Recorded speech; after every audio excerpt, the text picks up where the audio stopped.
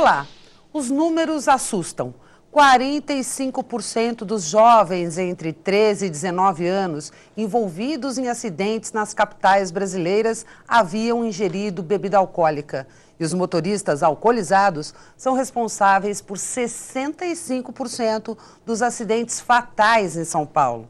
Além disso, o alcoolismo é a terceira doença que mais mata no mundo e pode causar 350 males físicos ou psíquicos. E mais, 1 em cada 10 usuários de álcool se torna dependente.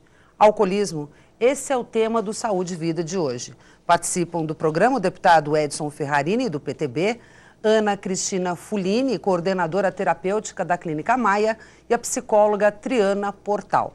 Muito obrigada a todos por estarem aqui para discutir um assunto que é muito antigo e que sempre vai ter algo novo, algo diferente e algo importante para ser dito, porque atinge muita gente, não é, deputado? Claro, obrigada é pela presença. É antigo porque, prazer estar com a Ana e a Triana aqui. Você veja, lógico que é antigo, o primeiro porre da história está na Bíblia, lá no Gênesis. O primeiro porre foi Noé que tomou. Ele foi na vinha, se embebedou e apareceu nu na frente dos outros, da família lá. Brigaram os irmãos, foi o primeiro problema familiar criado pelo álcool. Então, veja que é bem antigo. E nós vamos ver como é que a situação está hoje e nós vamos ver como é que está essa situação do álcool nos dias de hoje. A gente percebe pelos números que os jovens acabam sendo vítimas do alcoolismo no sentido de que se colocam em situação de risco. Não é isso? É verdade. Obrigada pela presença. Obrigada a participação. Inclusive, existe um mercado todo direcionado para essa população. Né? Dentro das bebidas aí que são mais consumidas pelos jovens, né? A gente observa, por exemplo, as bebidas tipo ice, que são misturadas com sucos, né? Que elas fazem muito sucesso entre a população. Os homens, eles abusam mais, estatisticamente, né, das bebidas fermentadas, enquanto as mulheres das bebidas destiladas. Mas tem um mercado aí para o jovem, né, que está consumindo algo e é nessa idade que eles começam a consumir mais exageradamente. Né? E, Triana, a gente percebe cada vez mais novos consumindo álcool. Né? Os adolescentes cada vez mais jovens, mais jovens, mais jovens, mais jovens. Sim, sim. E a questão é que do álcool vai migrando indo para outras drogas. Então começa no álcool, muitos não, lógico. A gente pode falar aí de uma inclinação maior, aí já entrando na parte de família e de como o alcoolismo se instala como doença, mas quando começa o jovem a beber, ele pode ter acesso, por conta até da tolerância, de experimentar alguma coisa, a curiosidade de experimentar alguma coisa diferente, e aí escala para uma coisa muito pior e associada aí a uma drogadição no futuro. A Triana falou um negócio muito importante, deputado. Muito importante. Tolerância. Tolerância. Porque há pessoas que tomam 3, 4 doses, por exemplo, e é como se não tivesse bebido nada. E vai ter tolerância também em outros sentidos. Por exemplo, ela não vai acordar de ressaca no dia seguinte. Ou rapidamente passam os sintomas de embriaguez. A pessoa ou ela consegue disfarçar esses sintomas de embriaguez. Como determinar, como saber qual é o limite do excesso ou essa tolerância pode facilitar a pessoa deixar de ser uma pessoa que bebe moderadamente ou socialmente para passar a ser um alcoólico? Você veja, a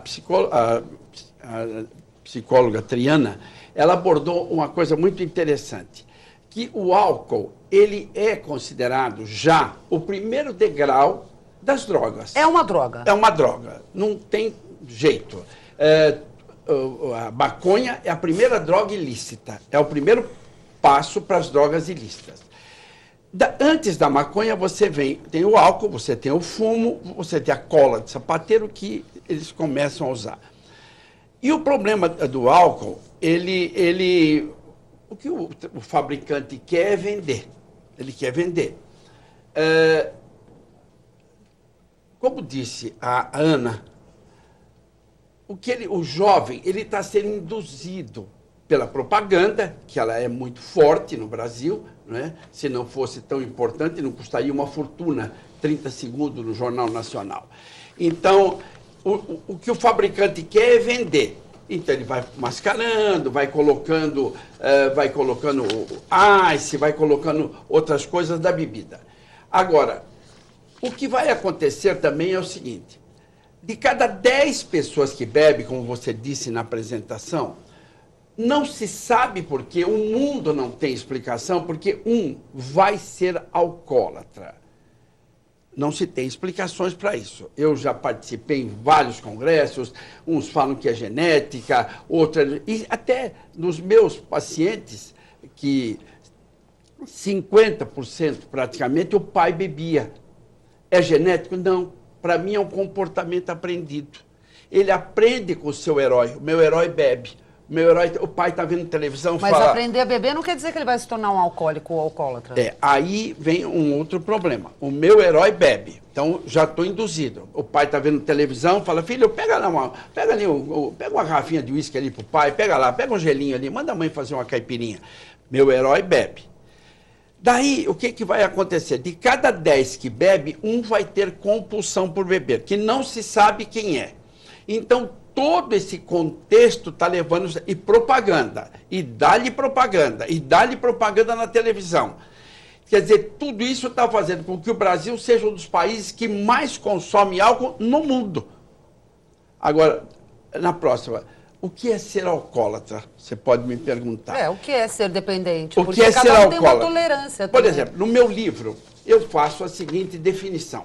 O que é ser alcoólatra? Alcoólatra é aquele que não consegue evitar o primeiro gole, ele não para no segundo, ele não se lembra do último porque ele fica alcoolizado. Alcoólatra é aquele que perde o controle diante da garrafa. Então, se você que está aí me ouvindo agora, tua mulher já pediu 10 vezes para você, para de beber, você está bebendo muito.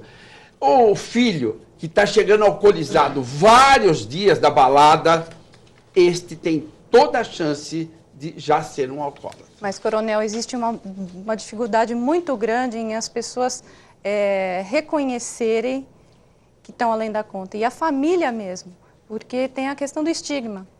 Então, eu vou querer aceitar. Existe uma negação, por exemplo, de uma esposa que já tem a constatação de que o marido se encaixa, vamos dizer, nos padrões de um alcoolista, de um alcoólatra, mas ela tende a mascarar, porque é o estigma. Então, é difícil lidar com essa situação. A pessoa admitir, e mesmo a família, eu imagino que... Tem aquela coisa de, não, exagerou hoje, veja bem, até para explicar para os filhos, para proteger aquela pessoa. E por ser uma droga lícita, né, a gente tem a questão semântica, a gente separa o álcool de drogas, mas o álcool também é uma droga.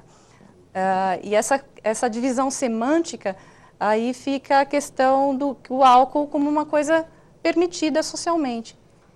Então, acho que a coisa vai além, ela chega a ser um vício e ela vai para um tratamento quando está num estágio muito avançado, por questão de vergonha, de estigma. O mais difícil é a pessoa admitir.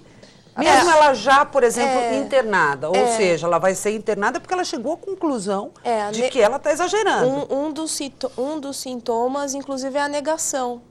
As frases do tipo, eu controlo, a hora que eu quiser parar eu consigo, já é um sinal de uma desculpa que o indivíduo dá diante de um comportamento que não é aceito socialmente, onde ele já tem um certo incômodo, onde as pessoas já o criticam. Mas eu queria até voltar nessa questão da adolescência e dizer assim, que o álcool, ele, na nossa sociedade, ele é um fator forte de socialização, né? Exato. E os jovens, eles perderam na nossa sociedade o ritual de passagem entre a vida, a criança e a adolescência. Né? Adolescência e a fase adulta, desculpa. Adolescência e a fase adulta. E muitos usam o álcool como um rito de passagem, onde eu vou ser homem a partir do momento que eu tomar o meu primeiro porre. Muitas vezes é incentivado pelo pai como um comportamento totalmente aceitável, né? E assim, as estatísticas mostram, né, mais uma estatística, por exemplo, os jovens têm mais tendência a ter episódios de beber pesado. Porque às vezes a gente fala do alcoolismo, mas esquece um pouco de falar que, por exemplo, motivado pelo álcool, por uma ingestão excessiva, provocar um acidente, tirar a vida de uma pessoa, também é um dano. Pois é, ele se coloca em risco e coloca o risco os outros também, ao consumir pesadamente álcool.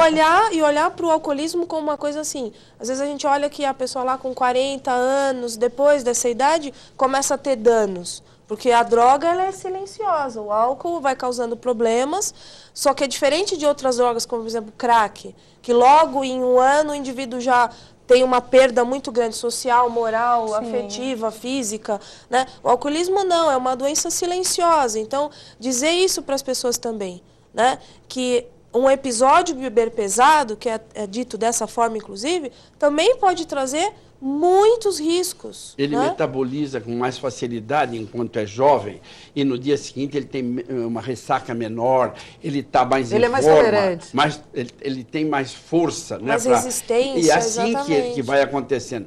E quando nós estávamos falando, eu tenho um capítulo no meu livro que fala assim, o usuário fica dependente do álcool e das drogas. E a família fica codependente, que é o que vocês mais lidam lá na Clínica Sim, Maia.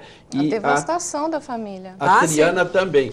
Porque como a família não sabe o que fazer, ela vai, por exemplo, atitudes do codependente. Ela não sabe o que fazer.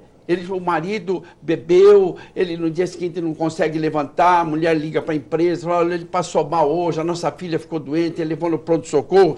Começa a participar das mentiras, das desculpas. Traz para si o que devia ter sido feito pelo dependente, por não cumprir horários. Geralmente vai trabalhar com o pai, com a família. O codependente, a família, às vezes, o pai, a mãe, se sente responsável pelo viciado, se sente culpado pela situação. Nesse caso, passa, às vezes, se for uma pessoa casada, paga o aluguel, começa a ajudar. Mas não, essa é a dificuldade. Porque o usuário, o alcoólatra, ele não quer ajuda. Ele é raro, é só lá no fundão do poço que ele quer ajuda. Pode chegar, eu já fiz essa... Que não admite, né? Não admite, eu já fiz brincando isso. O cara caído no chão, o cachorro lambendo a boca dele. E eu pergunto para ele, se você acha que você é um alcoólatra, ele fala, não, sou bebedor social. Só que tem uma vida social muito intensa, bebe muito e vive, mora lá embaixo. O detalhe é esse, né, deputado? Como é que a família consegue detectar, por exemplo? Quais são esses sintomas? Né? Beber compulsivamente é um deles. Se você tomar um porre todo dia, se você chegar alcoolizado em casa todo dia, mas não tenha dúvida, só falta o rótulo. E a tal da crise de abstinência? Não, veja, lógico, o cara só quer álcool. Se você não der o álcool para ele, ele vai sentir falta. Ele está habituado, o organismo está habituado para isso daí. Existe algumas coisas que ajudam, mas tem uma outra coisa. Para o alcoólatra, só tem um remédio que eu conheço. Evitar o primeiro gole até morrer. Não tem maneirar, não tem diminuir. Esse cara que vem bêbado, eu tenho um paciente de 1 litro, 2 litros no fim de semana. E esse cara, adianta diminuir? Não, ele vai tomar cerveja. Não adianta. O que reforça o comportamento de beber é beber. Quando eu tenho um paciente que já está 3, 4 anos sem beber, e ele começa a beber cerveja sem álcool, pode crer, ele vai recair e vai voltar para o litrão de pinga na próxima, ou de uísque, qualquer coisa, na próxima sequência. É uma ilusão muito grande que o dependente tem, de que ele vai voltar um dia a ter controle sobre a bebida, né? Então, essa ideia da cerveja sem álcool, a gente não pode esquecer do ritual, né? Sim. O ritual da cerveja, o ritual de pegar uma lata que está suando, o ritual da abertura, o cheiro. Então, assim, ele pode até começar bebendo, né, deputado? Assim, 1 ou 2, mas aí ele vai falar, não estou sentindo efeito, e migra rapidamente para outra. É isso que anos e anos trabalhando com dependência química, né, deputado? E eu, nesses 11 anos trabalhando, acredito que a doutora também, que é essa constatação, né? O indivíduo tem essa dificuldade muito grande. Existe aquele que por um período bebe muito, mas não chega a ser alcoólatra? Eu não sei se eu me fiz entender. Sim. A pessoa que exagera do álcool numa fase da vida e depois deixa...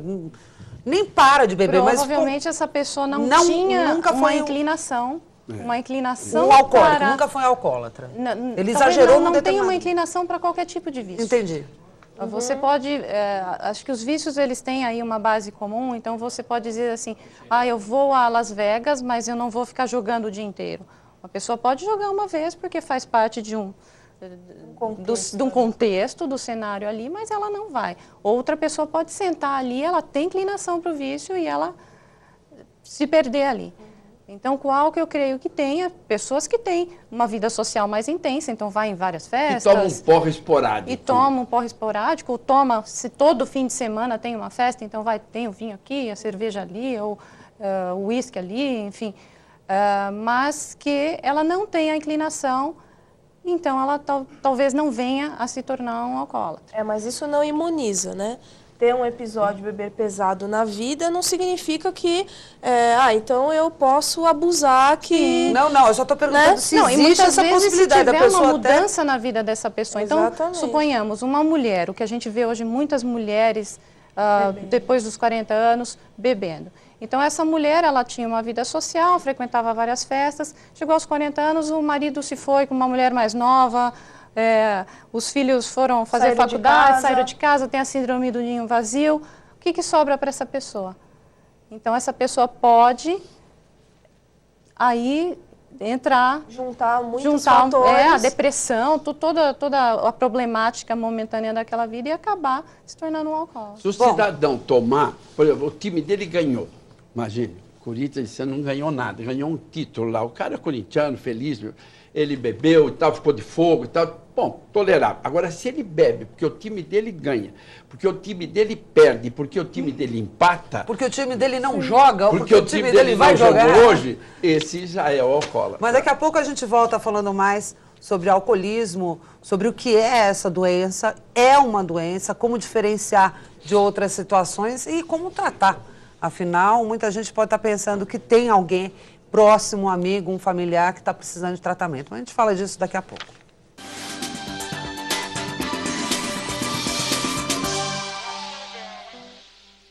Saúde e Vida volta falando de alcoolismo. E a gente falava que a gente conhece muita gente, né, que está beirando o alcoolismo. Existe a beira do alcoolismo?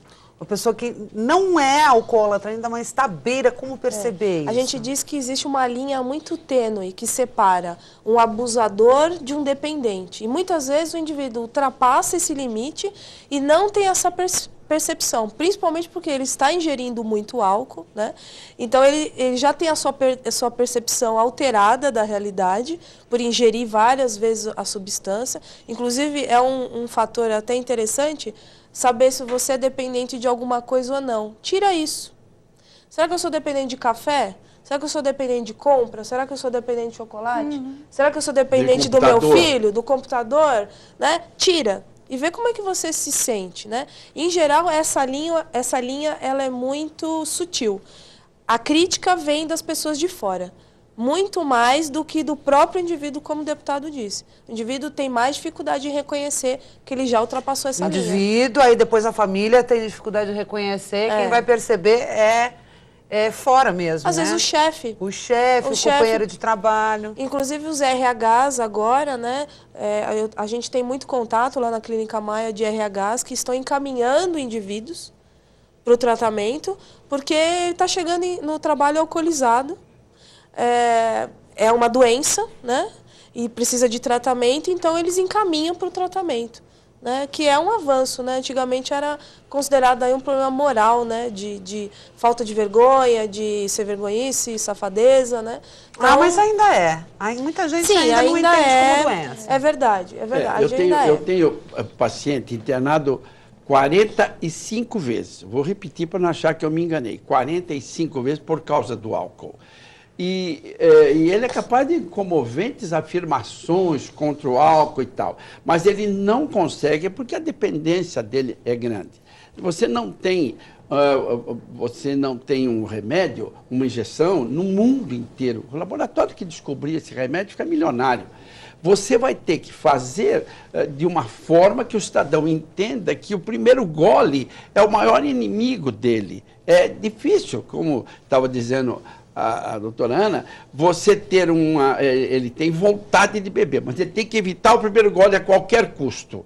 Não tem outro remédio em andamento no mundo aí para o alcoólatra. Se souber de alguém aí que tomava 1 litro por dia e agora bebe socialmente uma cervejinha no fim de semana, não existe isso. Então ele quer parar às vezes, mas agora, ou você muda da cabeça para cima, você muda ele daqui para cima, que é o que você faz, primeiro desintoxica, na Clínica Maia, por exemplo, primeiro desintoxica e depois vai fazendo a cabeça. Agora, Alcoólicos Anônimos funciona, Alcoólicos Anônimos. Agora, o cara precisa querer, e é o que ele não quer ajuda. A mulher fala, vai lá no Ferrarini, vai na Clínica Maia, vai procurar. Ele não consegue? Ele não quer, ele não quer. Ele demora para decidir, eu quero. Eu recebo 150 pessoas toda terça-feira há 40 anos, lá na Avenida Jabaquara, 2669. Às 7h30 da noite, é grátis. Agora, ele vai lá, demora. Eu tenho o caso do sujeito chegar lá e chegar lá comigo. Chega lá, como é que ele chega lá? Ah, tudo bem, vim aqui, a minha mulher que falou. Caso concreto que eu vou falar agora. Ah, minha mulher acha que eu bebo muito e tal. Dá quase a impressão que a mulher que é uma neurótica, né? Ela acha que eu bebo muito, ela pega no meu pé e tal. Outro dia a mulher ela ficou meio sem jeito. Ela falou, Coronel Ferrarini, o senhor acha que abrir a porta da geladeira e urinar na geladeira é ser alcoólatra ou não é? Eu falei, eu estava bêbado um pouco para mais. E nem assim ele se julgava alcoólatra. Veja como a coisa complica. Acho que todo tratamento é um processo e dá trabalho. Trabalho. Então a pessoa tem que ter determinação, vontade, não é uma coisa, muita gente acha que é do dia para o outro. Ah, então eu vou lá, eu vou passar um período na clínica e eu saio de lá e está tudo certo. Tirar a bebida só não resolve. Tem que pensar em outras coisas. Tem que pensar na cabeça, como disse o deputado, né? Tem que, aqui, comanda muito. A gente diz fazer uma reengenharia social. É você fazer todo um planejamento novo para uma vida nova, né? Onde as pessoas vão continuar bebendo do seu lado, a propaganda da televisão vai continuar, eu vou sair, vou ver barzinho. Então, se o indivíduo não fizer realmente um profundo, né, uma autodescoberta, que é isso que o AA faz, é isso que as terapias fazem, né? Buscam essa autodescoberta para que ele consiga fazer uma coisa que a droga tira do indivíduo, que é a capacidade de escolher.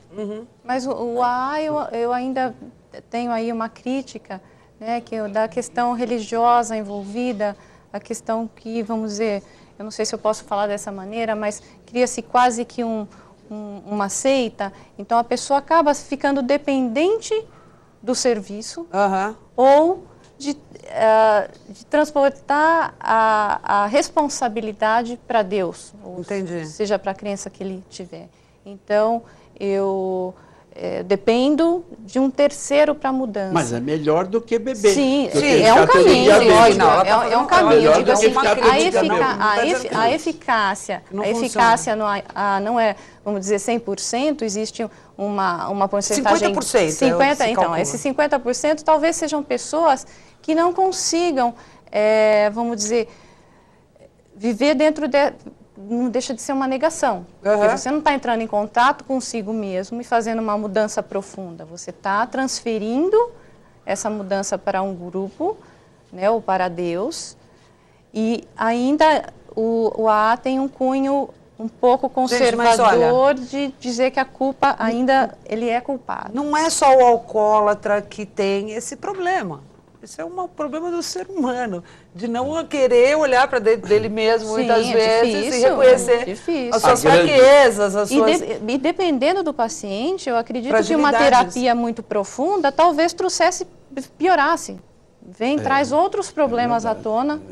Dependendo do caso, é melhor que transfira para Deus, para um grupo de ajuda, porque às vezes a pessoa é tão comprometida, traz consigo aí de infância, de uma vivência, tantas coisas ali dentro de uma caixa preta, se você for começar a mexer, aí sim que ela vai recorrer aí reincidir no vício. Ou venha com outras coisas e outras morbidades e desencadeia uma depressão, uma psicose, enfim. Até falar dessas morbidades. É perigoso, por isso das comorbidades, até falar isso, né? No último congresso agora de psiquiatria, né? O último foi em Fortaleza, o penúltimo foi em São Paulo, né? Foi dada uma palestra lá de um pesquisador dizendo que 50% dos alcoólatras tinham uma depressão de base. É um transtorno bipolar do humor e com episódios depressivos. Né? Então, dizer isso, que hoje as drogas, né, elas ocupam aí um lugar onde estão trazendo indivíduos cada vez mais comórbidos. Né? No mundo, hoje, a droga mais consumida, o remédio mais consumido são os antidepressivos. E o álcool, ele entra muitas vezes nesse papel, né? Do antidepressivo.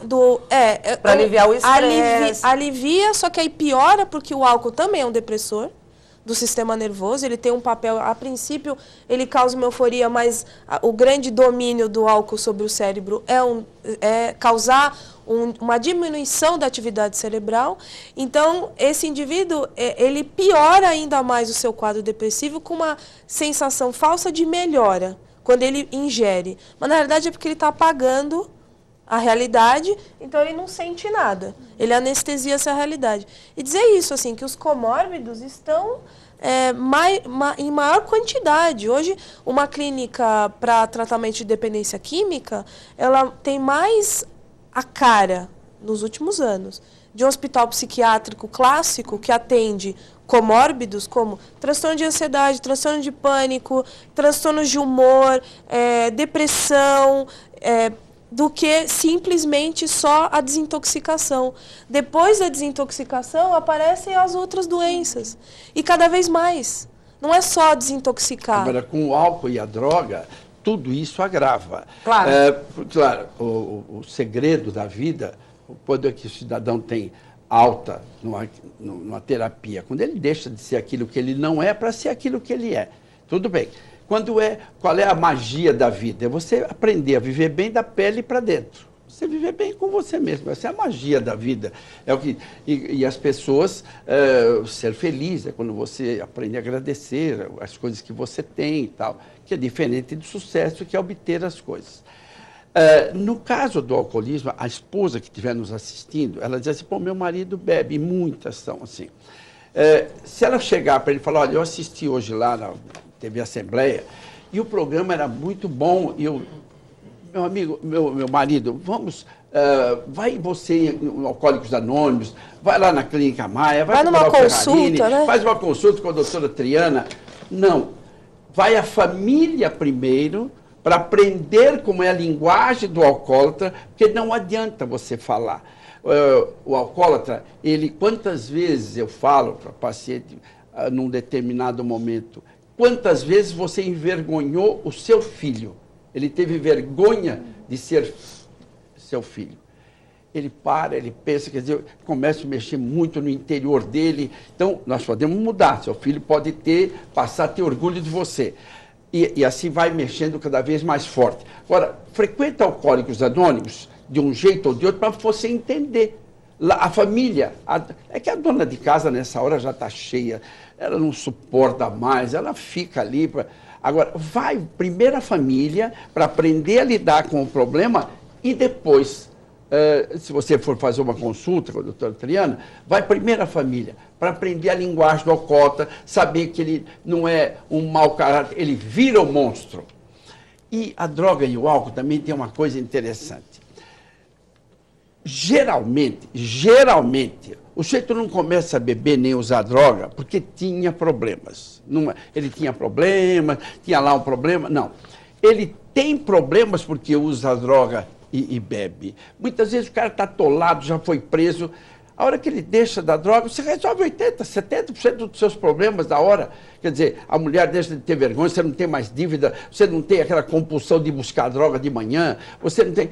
Então, o negócio é deixar do álcool. O problema é sobre o alcoolismo. Você vai ter que evitar essa primeira dose até morrer. Não adianta jurar que não vai mais. Busca ajuda. Alcoólicos Anônimos, é perto da sua casa, é de graça, vai lá. Pode internar? Vai na Clínica Maia. Pode pagar uma terapeuta? Paga a doutora Triana. Agora, vai em Alcoólicos Anônimos para começar. É uma boa solução. O primeiro passo, né? Primeiro passo. Primeiro passo Tem a Associação Antialcoólica de São Paulo, vários lugares. Eu tenho problema. Se não chegar a essa conclusão, não vai. E os apagões, hein? E os blackouts que as pessoas têm? Como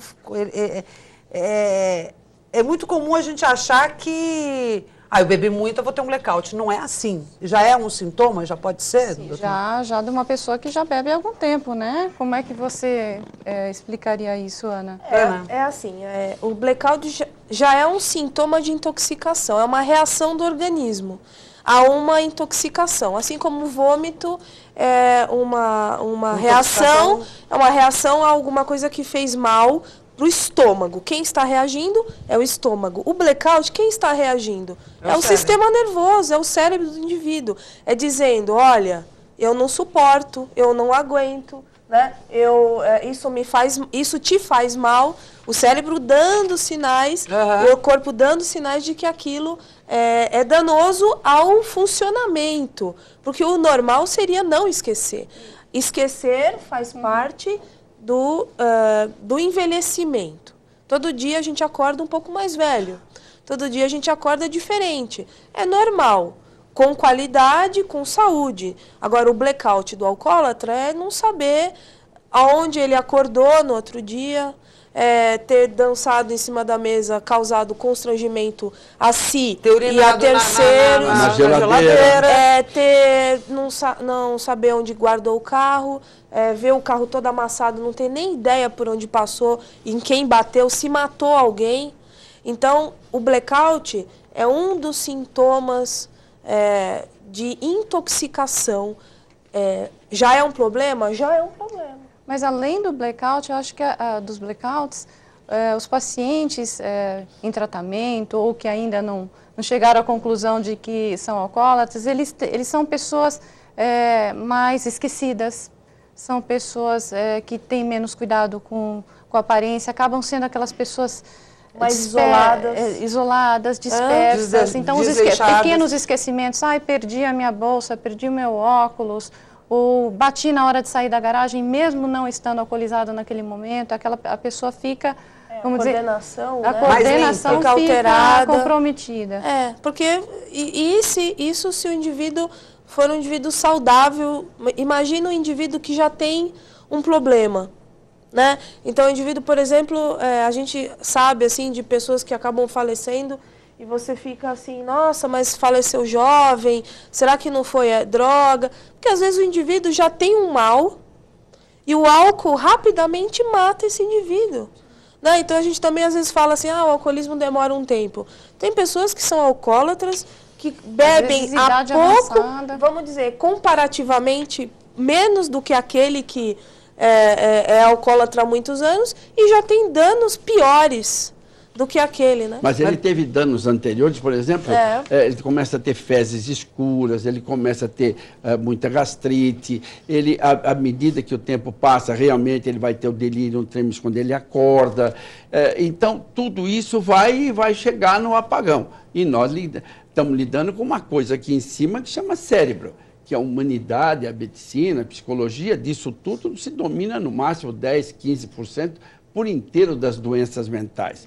E como não se sabe, aquele rapaz que matou as 13 meninas lá no Rio de Janeiro, o que desencadeou a sua doença mental foi o bullying, foi aquele Raoni que matou o cartunista, o que desencadeou aquilo nele foi o Santo Daime. E, de repente, o álcool vai desencadeando situações que você não tem controle. Mas daqui a pouco a gente volta para falar sobre o alcoolismo e os efeitos na pessoa e na sociedade.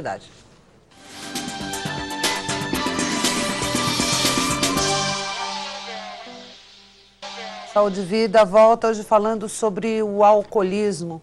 E a gente falava sobre o branco, né? Dar aquele blackout na pessoa e a abstinência. O deputado falou daquele que treme, mas há aquele que vê coisas também. O delírio. E de que forma o organismo está reagindo? Porque a gente está falando tremer e ver coisas está ligado ao sistema nervoso central. E o resto do organismo reage também? De que forma?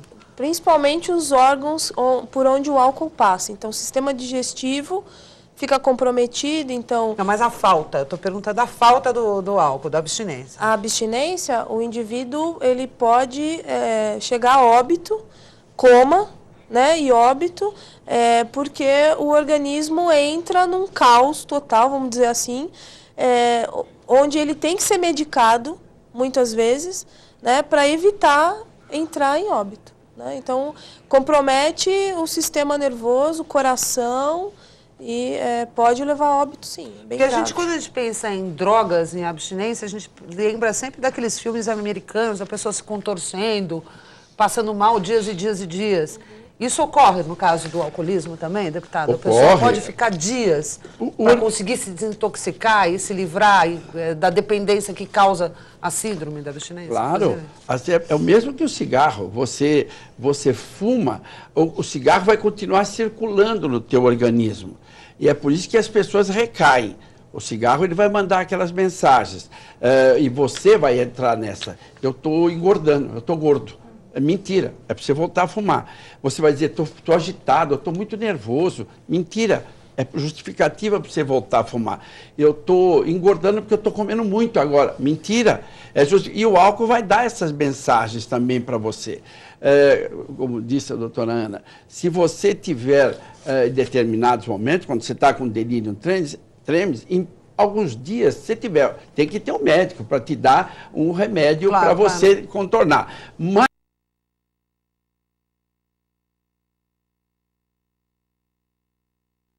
ele acorda cedo com a síndrome, o polo matutino de abstinência. Então, ele acorda assim, ele não consegue fazer a barba.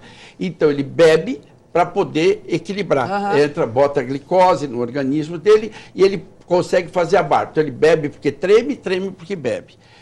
E alguns casos, quando tem casos que você já começa a ver jacaré subindo na parede, cobra, assim, isso ele já tem que ter um tratamento médico, haloperidol, alguma coisa que ele começa a ver a cama voar. Então, nesses casos, você precisa, sem dúvida alguma, de um tratamento médico, isso aí, um hospital, ou você vai no posto de saúde, aí onde você está, e se trata, se puder melhor, vai na Clínica Maia. Deputado, falar um negócio importante aqui. Como a gente se auto-sabota, como o cérebro nos sabota nós mesmos, né, muitas vezes. Isso ocorre no alcoolismo? Você vivencia isso, vê isso no consultório? Com certeza. Tanto da família quanto do próprio paciente.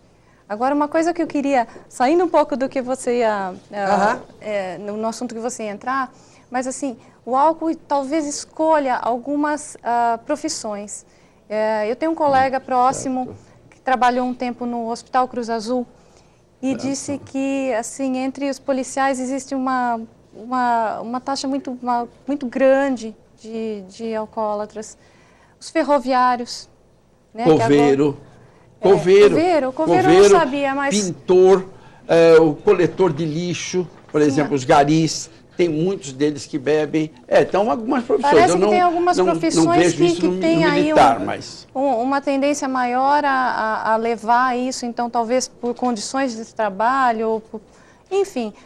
E mesmo os modelos, a gente voltando a falar da adolescência, a adolescência tem aquela questão da autoafirmação, a identidade que ainda não está sedimentada, então o álcool vem para deixar a pessoa mais tranquila, mais desinibida. Isso também não só questão de se afirmar, olha só, eu estou um ritual de passagem, também, lógico, acho que mais no caso dos meninos.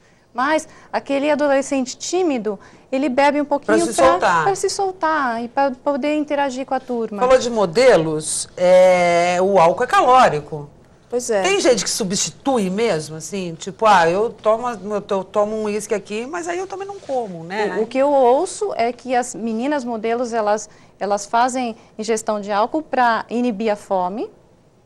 Porque é calórico, tem caloria. Inibe a fome e também, né, para se soltar, logicamente, mas inibe a fome e aí, imagina, isso a gente está considerando meninas adolescentes. E entre os artistas, né, a gente nem precisa dizer aí, eu não sei se é porque eles estão mais expostos na mídia e a gente fica sabendo mais dos casos, talvez seja por isso, né? Agora o caso aí, vamos dizer, mas dos isso coveiros, isso é bem- a gente não, sabe O porque teve algum contato o com isso. alcoólatra, ele come pouco, como bem falou a doutora Triana.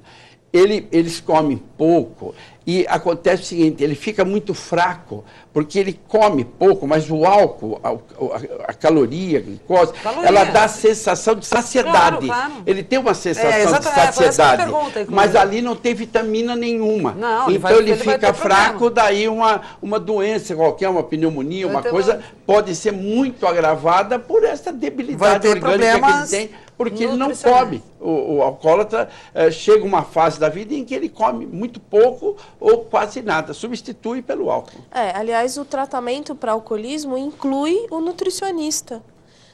O nutricionista também faz parte da equipe multidisciplinar que pode atender o alcoólatra, justamente porque ele tem, né, uma debilidade aí, inclusive quando o alcoólatra chega a apresentar vômitos, por exemplo, vem com muito sangue. Por quê? Porque o tubo já é comprometido pelo álcool. Na passagem, né, o álcool queima, né, o álcool produz uma irritação nessa mucosa. Então, o indivíduo ele precisa também do acompanhamento. Às vezes vai precisar tomar alguns alimentos específicos para fazer o tratamento, para se recuperar, né, para você ver como é grave. Né, é complexo, compromete. No começo do programa você disse quantos males associados ao alcoolismo, né, e não precisa chegar no estágio final. Às vezes um início também é incômodo para o indivíduo, também é um motivo para ele buscar tratamento. Né? Também, olha, tá bom, eu não quero parar de beber, mas eu quero diminuir. Às vezes isso é uma porta para que a gente alcance essa pessoa mais cedo, para não chegar na clínica, por exemplo, para fazer o tratamento, né? Onde você vê que já incapacitou, porque o álcool Incapacita. é uma das cinco doenças psiquiátricas no mundo que mais incapacitam para a vida e para o trabalho está o alcoolismo. Para você ver como é grave essa questão do alcoolismo. Compromete o indivíduo, quer dizer, ele poderia ter vindo antes, né? Quantas vezes a gente encontra alcoólatras internados que você fala, puxa, se tivesse procurado tratamento, não internação, mas um aconselhamento, uma terapia antes, não precisava estar do jeito que está agora. Não espera chegar no fundo do Mas poço, como eles dizem, isso não né? é por aquilo que a gente falou no começo da matéria, que o álcool ainda ele é uma droga, vamos dizer... Social, aceita, social. você compra Vista no como supermercado. inofensiva. Você não vai comprar Social. maconha no supermercado e daí se você chegar As em casa a família comemorações, assusta, enfim. todo evento de comemoração, Comemora, é. aniversário, Natal, Páscoa, Ano Novo, Fechar o bebe-se. negócio, As fechar o pessoas negócio é bebem, comemorado com uísque. né? Elas bebem, é algo que está todo mundo exposto o dia inteiro fora, propaganda, como disse o deputado. E de cada 10 que bebe, um vai ter problemas. Eu lembro Então, fala. Eu lembro rapidamente falando de propaganda, quando minha filha menor, eu ainda estava amamentando e o meu menino tinha 5 anos de idade. E ele um dia virou para mim assim, do nada. Assim, ele estava sentadinho do meu lado, eu lembro bem da cena porque eu estava amamentando a minha filha. E ele sentadinho do meu lado, falou assim, mamãe, quando eu e a Mariana crescermos, nós vamos tomar uma cervejinha junto com a sereia e com a tartaruga. Aí que me caiu as fichas, que as propagandas, uma tinha uma sereia, o outro tinha tartarugas. Pois é. Isso atinge a quem? Pois é. As jovens e crianças, né? E crianças, não é É o isso, mercado Tati? que a droga, a bebida, Bebida. a cerveja, ela quer atingir é o mercado do jovem. E aí, então, uma irresponsabilidade nacional é fazer propaganda de bebida alcoólica. E o que as bebidas fazem? Ela pega o bonitão, pega o artista famoso, bem-sucedido. Alegria. Ela associa tudo isso. Só que ela não conta que 75% das internações psiquiátricas no Brasil são por causa do álcool. Esse é que é o problema. Inclusive, Bom, até o programa está chegando ao Ok, final, eu já ok. vou lhe dar a palavra Tá, ok. para as suas considerações. Obrigada pela participação. Obrigada a vocês, obrigada a todos aqui presentes, assim, para enriquecer essa questão, né? E deixar aqui uma crítica, né? Em nenhum país desenvolvido você tem uma bebida com teor alcoólico, né? Tão barata quanto o nosso aguardente, né? Então, assim, nenhum país desenvolvido, vamos dizer, o preço também é um incentivo. Como a gente está vendo agora, né? a questão do Oxy, que é um crack que custa R$2, é um incentivo, né? Então, essa crítica. E que as crianças têm livre acesso à bebida, né? Numa pesquisa, só para fechar, 1% dos adolescentes disse que tinha dificuldades em comprar bebida alcoólica em comércio. Ou seja, 1% apresentou dificuldade, o restante consegue comprar. Então, é uma outra questão que a gente pode aí começar a pensar. Obrigada pela participação. A você. Adriana, obrigada pela participação e suas considerações. Obrigada a todos aqui, um prazer participar. Eu faço das suas palavras as minhas. Eu penso que o alcoolismo, ele talvez não seja visto com tanta seriedade como deveria ser visto, e também é muito fácil, é muito barato. É a droga mais barata que tem. E é lícita? Lícita, de mais fácil acesso. Você vai a qualquer lugar, até a criança menor de idade entra num posto de gasolina e compra. Então, é muito fácil você cair nessa. Diferente de drogas mais caras, que atingem uma outra classe social, dificulta vamos dizer, essa pandemia. O álcool é muito barato. Mas o álcool é uma pandemia. É uma pandemia, não é, deputado? É pandemia. Se tudo isso falhou, pai, vai na Avenida Jabaquara 2669, toda terça-feira, há 40 anos eu estou lá em pé. Eu não bebo, não fumo, nunca usei droga, não tenho ninguém com esse problema. Escrevi 5 livros sobre droga, andei o mundo estudando esse problema do alcoolismo. Então, vai lá, Avenida Jabaquara 2669, sabe o que é bom? Leva o filho também, porque é prevenção. Lá é uma aula que você queria dar para o seu filho e às vezes não consegue. Porque para o filho, os pais já é nerd, já é superado, já é... Então, vai lá, é fantástico. Não paga Avenida Jabaquara 2669, é de frente à igreja São Judas Tadeu, às 7h30 da noite. Ou procura, em alguns casos, está percebendo, vai no AA, procura ajuda. Vai procura na um Clínica terapeuta, Maia, doutora vai na Triana, Clínica mas Maia. busque ajuda. Busque ajuda, não é isso, deputado? Busque ajuda. Hoje E em dia, assuma, né? Não tem Perceba. desculpa hoje em dia de dizer que não tem atendimento, porque tem atendimento em todo lugar, né? De todo tipo. De todo tipo. Obrigada a você que acompanhou o Saúde e Vida de hoje, que falou de uma questão que é um problema de saúde pública, um problema social gravíssimo, atinge a quem é doente e atinge a família, atinge toda a sociedade, que é o alcoolismo. Nós temos um encontro num próximo programa. Até lá!